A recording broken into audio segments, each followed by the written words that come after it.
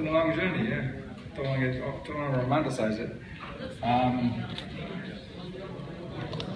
But I never lost faith in myself, or never lost that vision to be world champion. I always said I would be world champion. I knew in my heart that I would be world champion.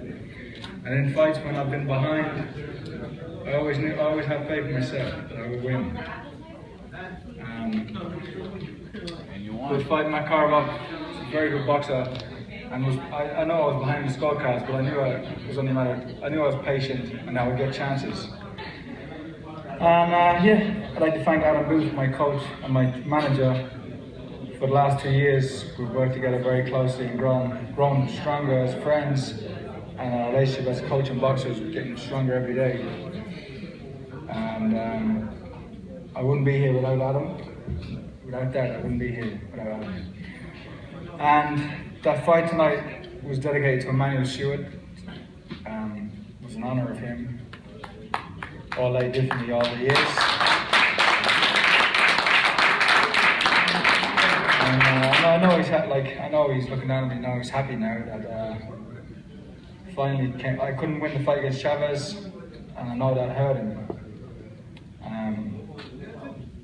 It was a big disappointment for both of us. But when he passed away, I said I was going to win the world championship. It made my resolve even more, made me even more determined to win a world title after he passed away. And I did it today, so it's pretty good. A famous boxer went here for a fight, and you kind of fought a little bit like that tonight. I'm curious why you think that happened. Just a tip. It's a tip of the hat to Matt and Hagler. We watch all those fights, especially from that era, and we're top ranked being the promoter here in Las Vegas. It was just a nice little, give me a little edge, you know. But anyway. And then a second question to ask you is, your fight with John Jackson, you got the big knockout, tonight. I mean, obviously there's controversy in the two fights ahead of you. I mean, do you think that this is a way, for you now, a new type of fantasy, a power punch to get you guys out? I can always punch, and I know that. I've always been able to punch and not since I was a kid, but Emanuel developed power, and since when I turned professional, and I learned how to punch in the Cronk gym. And it's not something I want to rely on or be an Toro Gatti style blood and guts fighter. I want to be a boxer. That's when I'm at my best, I'm a technical boxer, but I always know that if I'm in the trench or I'm behind, I always know I can punch and knock somebody out. Glolovkin was sitting there watching you tonight. Is that a guy that you look at now that you have the belt to fight him? I'll fight anybody. I have no fear of any man out there. I'll fight him.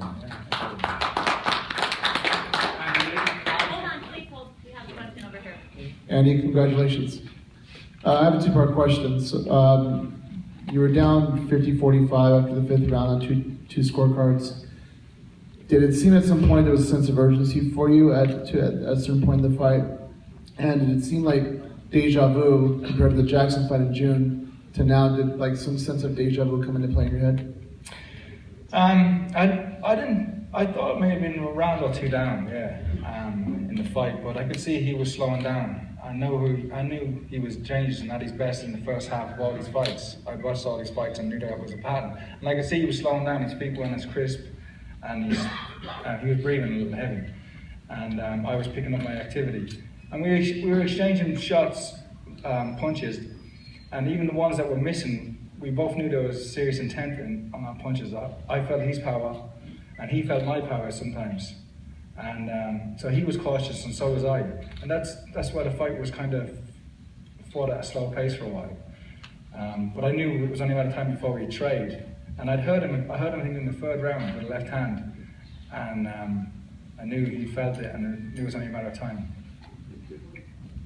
And Andy, congratulations on joining the likes of Steve Collins and winning that belt. This now sets up potentially a massive clash with Billy Joe Saunders, as he's the mandatory for this title. Can you talk to me a little bit about that? Hey, if he wants to come to Ireland, he's welcome to come over there.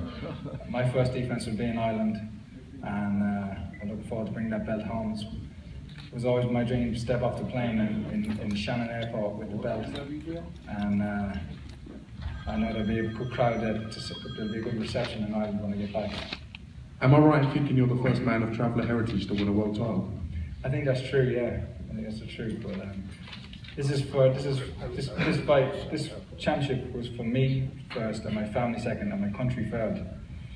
And as I said, I dedicated it to Emanuel Steward and Darren Booth.